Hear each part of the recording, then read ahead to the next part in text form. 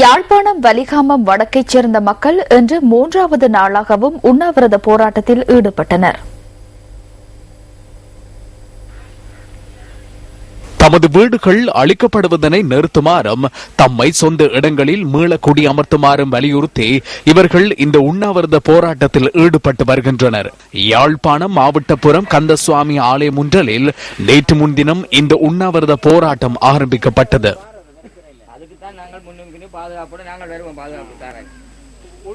மூன்றாவது நாளாகவும் தொடரும் இந்த உண்ணாவிரத போராட்டத்தில் தமிழ் தேசிய கூட்டமைப்பின் பாராளுமன்ற உறுப்பினர்கள், தமிழ் தேசிய மக்கள் முன்னணியினர், வடமாகாண சபை உறுப்பினர்கள் மற்றும் உள்ளூராட்சி மன்ற உறுப்பினர்கள் ஆகியோர் கலந்து கொண்டுள்ளனர். கடந்த கால அசாதாரண சூழ்நிலைகளினால் பாதிக்கப்பட்ட பிரதேசங்களின் மீள் எழுச்சிக்கு அடிப்படை வசதிகள் அவசியமானவை. மிகவும் பின்தங்கிய கிராமத்தை அசாதாரண சூழ்நிலைகள் மேலும் பாதிக்கின்றன. அவ்வாறான ஒரு கிராமமே இத்திமடு கிராமம். வடக்கு மாகாணம் வவுனியா மாவட்டத்தின் ஒட்டுசுட்டான் பிரதேச செயலாளர் பிரிவில் உள்ள ஒரு கிராமமே இத்திமடு கிராமம். கடந்த கால அசாதாரண சூழ்நிலைகளால் கடுமையாக பாதிக்கப்பட்டது இத்திமடு கிராமம்.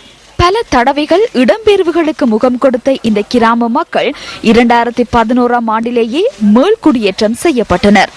6 மாதங்கள் வசிப்பதற்கு அமைத்துக் கொடுக்கப்பட்ட தற்காலிக வீடுகளிலேயே கடந்த 3 வருடங்களாக இந்த மக்கள் வசித்து வருகின்றனர். இந்த கோட்டில போட்டுக்கொண்டு இருக்கிறோம். மற்றது எங்களுக்கு இந்த போக்குவரத்து வசதி இல்லை, கரண்ட் வசதி இல்லை. அப்போ நெடுக்க புழக்கு மண்ணெண்ணையும் ஒன்றும் எங்களால் வாங்க இயலாது.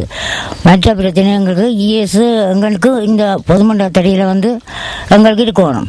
நாங்கள் இங்கே இருந்து நடந்து தட்டாமலே போகலாம். பாதிக்கப்பட்ட இந்த கிராம மக்களின் அன்றாட வாழ்வு என்பது மிகுந்த போராட்டத்துக்கு மத்தியிலேயே நகர்கின்றது.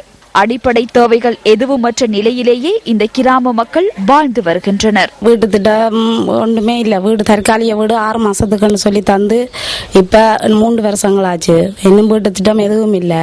குடிநீர், மின்சாரம், மருத்துவம் என எந்த ஒரு வசதிகளும் நிவர்த்தி செய்யப்படவில்லை என கிராம மக்கள் குறிப்பிடுகின்றனர். இதனால் தமது வாழ்வாதார தொழிலையோ பிள்ளைகளின் கல்வி நடவடிக்கைகளையோ எதனையும் முன்னெடுக்க முடியவில்லை என்றும் மக்கள் நியூஸ் ஃபர்ஸ்டுக்கு தெரிவிக்கின்றனர்.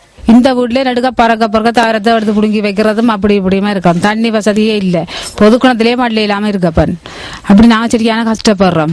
ஹாஸ்பிட்டல் வசதியோ ஒன்றுமே இல்லையா.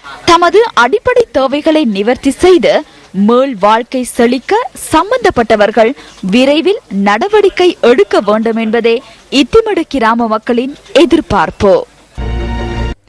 இந்த முறை வரவு செலவு திட்டத்தில் சம்பளம் அதிகரிக்கப்படுவதை விட வாழ்க்கை செலவை நிர்வகிப்பதற்கான திட்டம் ஒன்றை எதிர்பார்ப்பதாக அரசு சேவைகளின் தொழில் சங்கங்கள் தெரிவிக்கின்றன.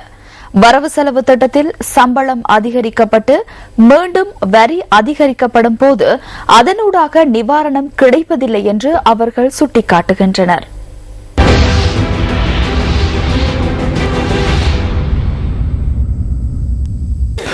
வரவு செலவு திட்டத்தின் மூலம் வருடாந்தம் தமது சம்பளம் அதிகரிக்கப்படும் என்ற அடிப்படை எதிர்பார்ப்பு அரசு ஊழியர்களிடம் காணப்படுகிறது.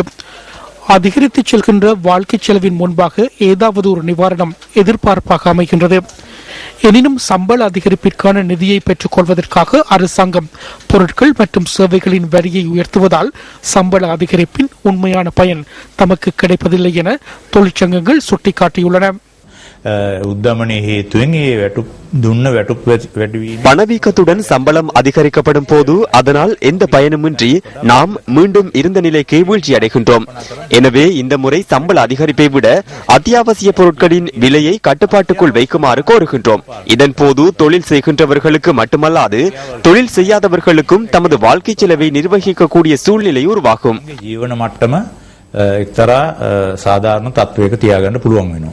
இதேவேளை சம்பள முரண்பாடுகளை நீக்குவதற்கு வரவு செலவு திட்டத்தினூடாக நடவடிக்கை எடுக்குமாறு ஆசிரியர் சங்கம் தெரிவிக்கின்றது. ஆசிரியர் மற்றும் அதிபர் சேவைகளில் உள்ளவர்களுக்கு 1997ஆம் ஆண்டு முதல் 16 வருட காலமாக சம்பள முரண்பாடுகள் காணப்படுகின்றன. 2009ஆம் ஆண்டு வரவு செலவு திட்டத்தில் இந்த முரண்பாட்டை தீர்ப்பதற்கு 3000 மில்லியன் ஒதுக்குவதாக வரவு செலவு திட்ட விவாதத்தின் போது குறிப்பிடப்பட்டது. இன்று வரை இந்த 3000 மில்லியனுக்கு என்ன நடந்தது என்று தெரியாது. எனவே ஆசிரியர் மற்றும் அதிபர் சேவைகளில் உள்ளவர்களின் சம்பள முரண்பாட்டை நிவர்த்தி செய்வதற்கு 6700 மில்லியன் தேவை. எனவே இதற்கு தேவையான இந்த தொகையை ஒதுக்குங்கள். இத்துடன் நியூஸ் ஃபர்ஸ்டின் 8 மணி பிரதான செய்தி நிறைவு பெறுகின்றது. வணக்கம். வணக்கம். Hotline 0114-896-896 www.newsfirst.lk. Feedback at newsfirst.lk.